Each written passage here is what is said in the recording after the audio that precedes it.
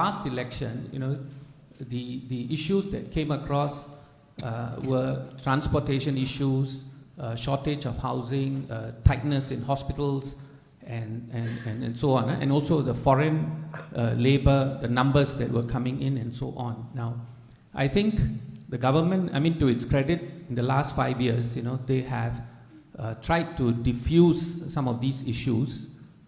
Perhaps, of course, everybody will have their own opinion, but I think they have tried to tackle the issue of excessive foreign labor, housing shortages, transportation, and so on. So my question to the panel of opposition party members is, what are the issues in the coming GE that you think that you could take advantage of, that you could raise that? Because I personally feel if you go back to those issues and keep drumming them in, they may not strike that much of a chord with people as they did in 2011, where they were hot button issues. So what are the new issues that you would raise? I think it's a very important question.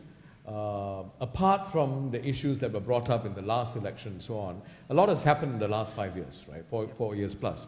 What are the fresh election issues that you as the opposition members would want to bring up? That's the question, right?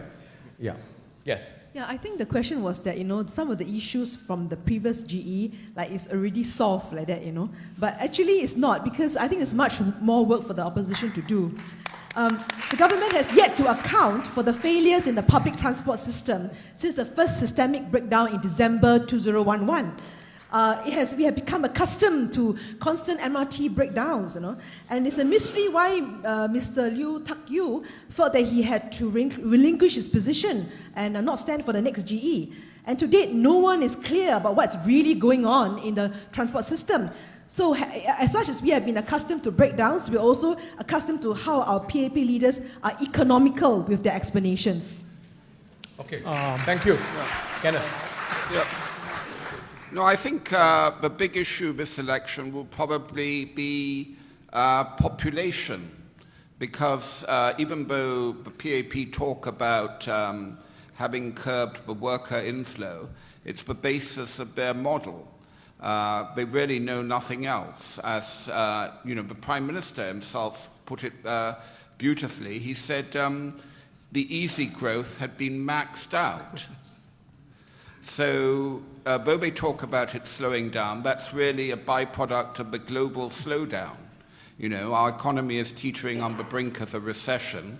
In fact, the election is being called now because we'll be in a recession by December.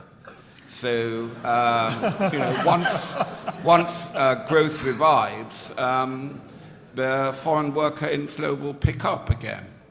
And on top of that, we have, the issue of CPF. And if the government has as much money as its accounts lead us to believe, if you delve into them, why is it so against people being able to collect their CPF at 55 and then decide what to do with it? Yeah. I have to add on that. Yep.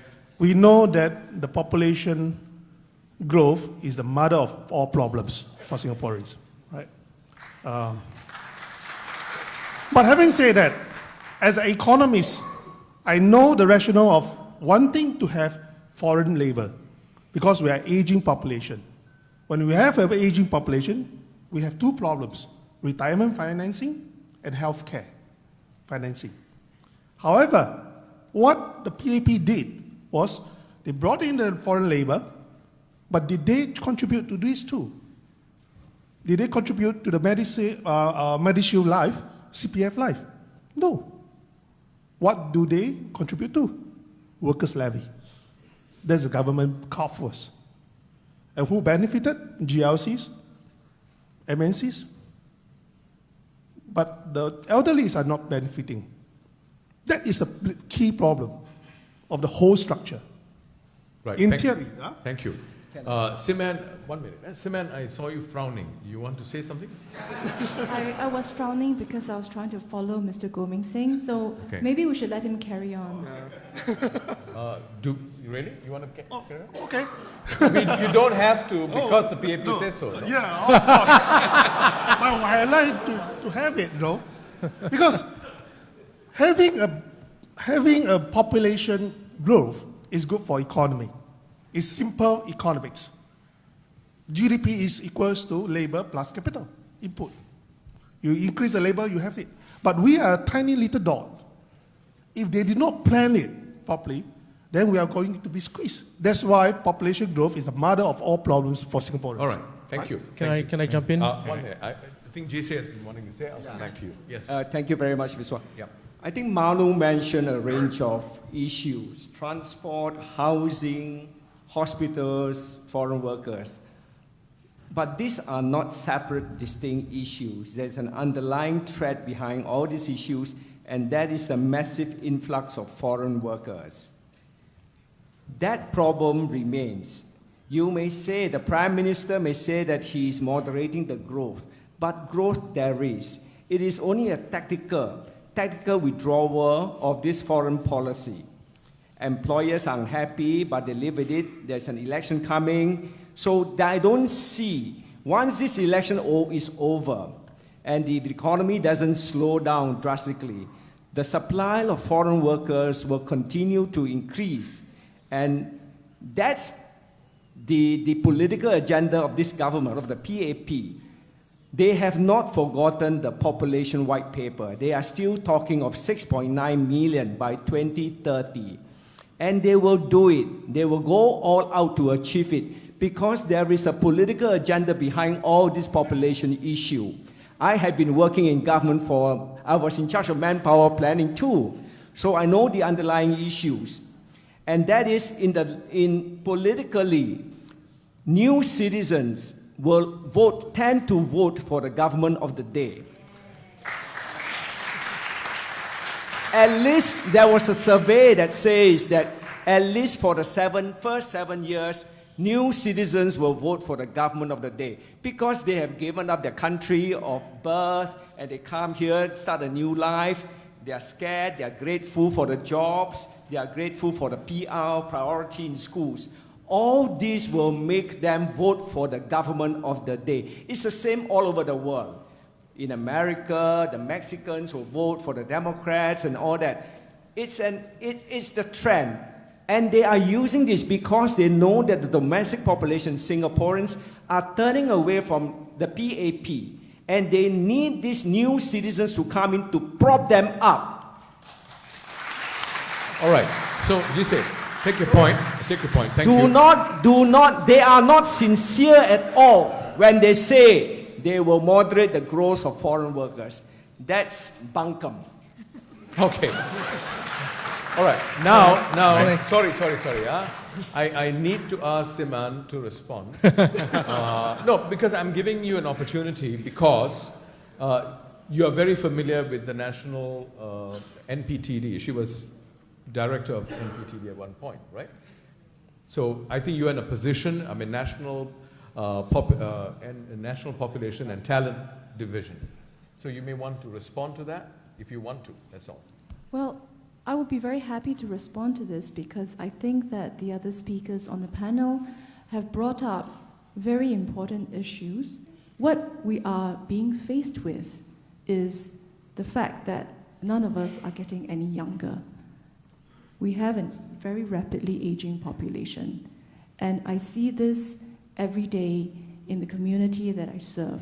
So the question then is, how do we continue to generate the kind of economic activity that's going to support a lot of the services and amenities that Singaporeans have come to enjoy and expect, and in fact, hope to see more of?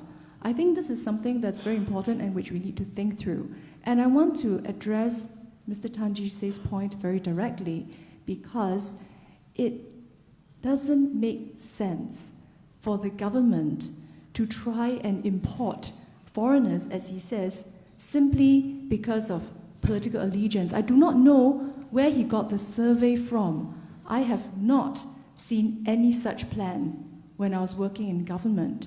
And if you look at the numbers, it doesn't work out at all. It doesn't work out at all. Singaporeans, born and bred Singaporeans, remain the majority of the electorate.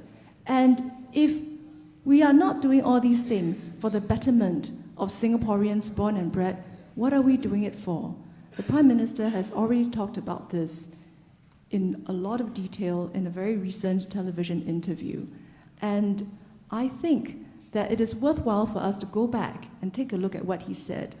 A lot of the arguments, the population arguments, I think people know, and perhaps people are a bit sick of hearing them. I knew that from my time when I was working on population issues. I knew that people understand the issues, they're sick of hearing about that. 6.9, first of all, is not a target. It has never been a target. It is a planning parameter, and actually, given everything that's happened, to even stay within 6.9 million means having to say no to many Singaporeans who are asking for foreigners to stay and to make their home in Singapore for one reason or another. It means not being able to accede to many, many requests being put forth to Singaporeans. So 6.9 million is not a target. It is not a stretch scenario. It is a very, very controlled scenario in which we have to restrain ourselves and in a very disciplined way in order to ensure that we keep within this. I'm sorry? Was there a comment? I think the idea that I'm 6.9 sorry? million was controlled is something that I'm is- sorry? No, it's okay, carry on. Okay, I don't think I made a joke unwittingly. No, it's all right. No, I want to say, no, it is absolutely true because I'll have to stop the discussion on this because there are quite a few other questions. But one thing is very clear, and Siman, I think it's important for you to also understand that when Jise made his remarks, I saw a lot of people nodding. People were relating to that point. And that means that this is a point that needs a lot more discussion on the ground. So obviously, this is an issue that is resonating, whether it's right or wrong, it is resonating.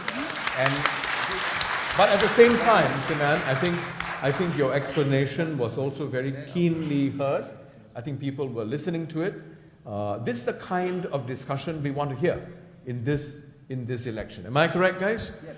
We want in-depth, clear articulation, the way you did, the way Jise did, and then let us be the judge of what really is happening.